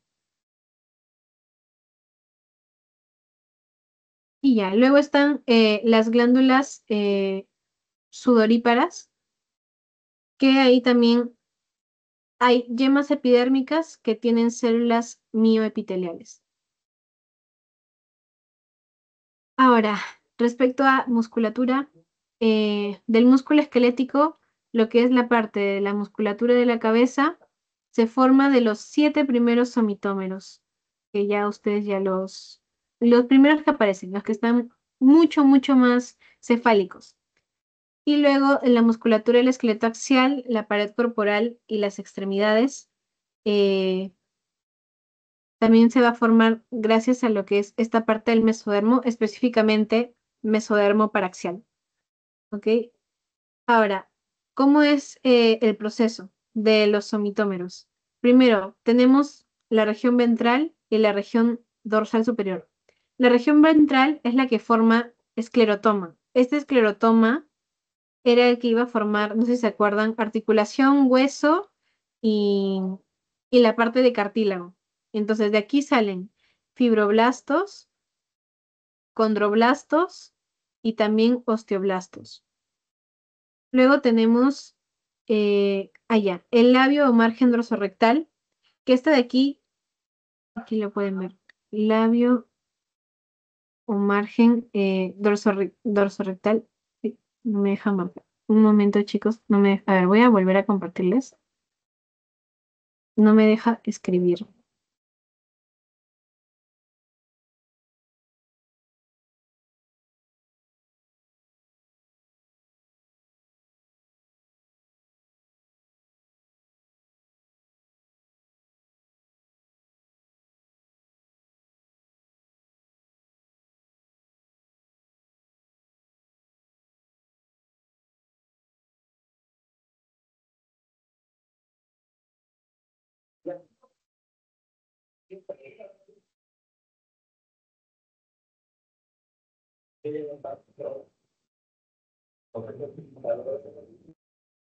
A ver si me deja escribirles.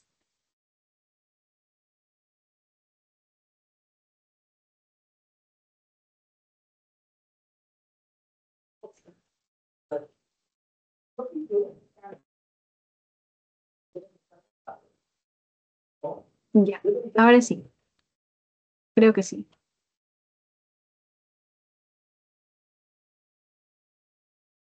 A ver, ahí está, ya. Creo que ahora sí me va a dejar. Bueno, ya tendríamos lo que les estaba diciendo. Las regiones, la parte ventral tiene lo que es el esclerotoma, que es la región formadora de huesos. Entonces, la región que se va a encargar de formar músculo es el labio o margen, el dorsomedial, ¿ok? Este labio o margen dorsomedial va a formar, aquí les está señalando que está acá, este de acá. Va a encargarse de formar todos los músculos que están en la espalda, en la cintura escapular, los músculos que son netamente intercostales, ¿ok? De la parte ventral. Ahora, de la zona que es la superior dorsal, teníamos lo que es el dermomiotoma. Entonces, el dermatoma va a formar dermis, eso no nos importa mucho. Pero del miotoma tenemos lo que es el labio o margen ventrolateral aquí. Entonces, ese va a ser también otra región formadora de músculo, ¿ok? Del resto del músculo que nos falta. Y ya, estos dos de aquí, tanto el labio, el dorsomedial y también el ventrolateral, van a migrar y forman lo que es el miotoma. Y este conjunto del dermotoma, perdón, sí, del dermotoma más el miotoma, pues forman el dermomiotoma.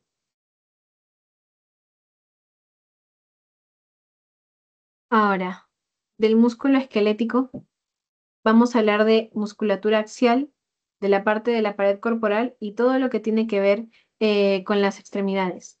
Del labio ventrolateral va a haber una migración hacia lo que es la capa parietal o la capa somática del mesodermo. Gracias a esta migración es que se forma una frontera, que a esa se le conoce como la frontera somítica lateral. La frontera somítica lateral cuenta con dos dominios. Aquí está. Un dominio que se le conoce como dominio primaxial o epaxial y otro dominio que se le conoce, aquí está, y otro dominio que se le conoce como el dominio abaxial. Del dominio primaxial, lo que vamos a decir es que primero, que está todo alrededor de lo que es el tubo neural y solamente tiene células que son derivadas de somitas. Luego, de aquí vamos a tener la formación de los, como les digo, de los musculitos de la espalda. Y ya, y luego está el dominio abaxial. Del dominio abaxial es prácticamente, está relacionado con la capa con la capa parietal del mesodermo lateral. Y va a estar conformado por celulitas que han cruzado la frontera somítica lateral. O sea, hay una migración celular acá, para explicárselo en simples palabras, porque la parte osteomuscular son bastantes términos. Tenemos dos principales zonas, ¿no? Sí, ya. Tenemos dos principales zonas. Esta de aquí, que es el labio dorsomedial, y este de aquí, que es el labio ventromedial, que vinieron a partir de los somitas. Entonces, va a haber una migración de células y cada célula va a determinar de qué lado estar. ¿Quién va a decirnos cuál es cada lado? La frontera somítica lateral. Aquí se forma la frontera somítica lateral. Entonces, esta frontera nos va a separar los músculos que van a ser netamente de la espalda y los músculos que van a pertenecer a cualquier otra parte del cuerpo.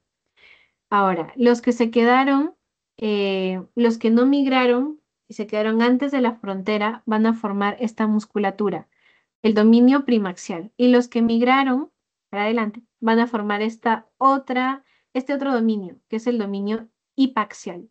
Del dominio hipaxial vamos a tener todos los músculos que vienen de la espalda.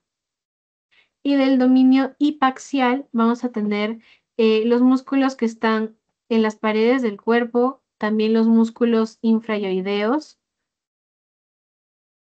y los músculos que están en las extremidades.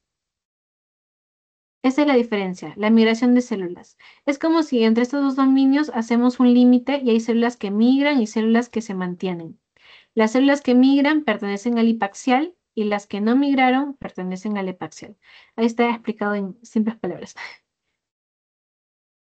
Y aquí esta imagen que se ve mucho mejor, este es el dominio epiaxial y el dominio hipoaxial o abaxial, como prefieran decirlo.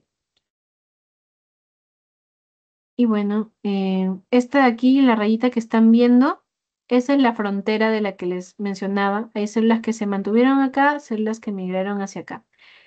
Esta masita de aquí, este dominio, forma todo el músculo de la espalda y esta masita de aquí forma todos los demás músculos. Ahora, respecto a especialización de celulitas para lo que es el músculo esquelético, el principal precursor son los mioblastos. Entonces, hay una fusión de los mioblastos y así se forman larguitas fibras musculares que tienen muchos núcleos.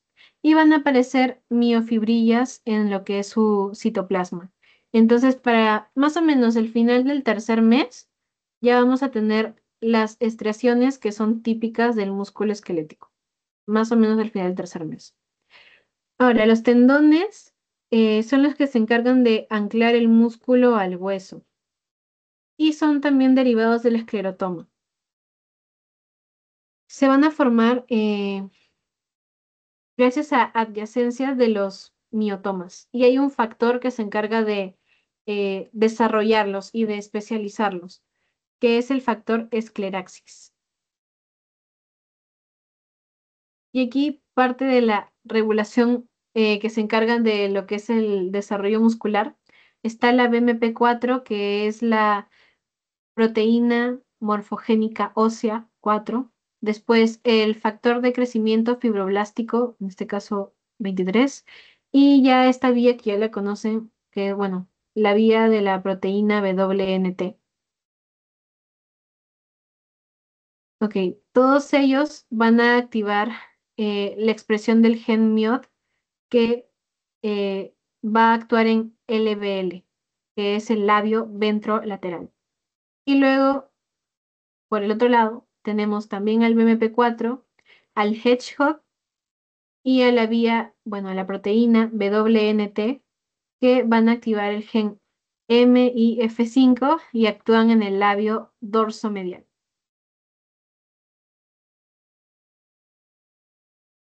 Ahora, respecto al músculo cardíaco, lo que va a ocurrir aquí es que tenemos el mioblasto, pero los mioblastos se empiezan a adherir entre ellos con uniones especiales. Y esto es lo que más adelante van a ver ustedes en su microscopio como discos intercalares. Y respecto a las miofibrillas, se desarrollan de la misma forma que en el músculo esquelético, pero la diferencia es que los mioblastos no se van a fusionar. Y bueno, ya saben que viene de mesodermo, específicamente mesodermo visceral. Ahora, ¿qué más falta? Ah, ya. Respecto a la parte de mesodermo, ectodermo, en el músculo liso, quién sale de cada lado, les puse de este color. De color amarillo están los derivados del mesodermo, de color naranja, los que derivan del ectodermo. Entonces, aorta dorsal y las grandes arterias vienen de mesodermo y también vienen de ectodermo. Las arterias coronarias netamente de células de la cresta neural, o sea, del ectodermo. Después, la pared intestinal y los derivados vienen del mesodermo, de la hoja visceral, principalmente. Y luego lo que es el esfínter dilatador de las pupilas, las glándulas mamarias y sudoríparas, como ya les había mencionado, provienen del ectodermo. Aquí también hay otra regulación molecular. Tenemos al factor de respuesta sérico, que es el principal, y va a actuar con este otro factor de aquí, que es su potenciador. Defectos en la musculatura. Primero, el síndrome de abdomen ciruela pasa, que lo que ocurre aquí es que no se forma nada de la musculatura abdominal. Después está la secuencia de Poland, que es la ausencia total del pectoral menor.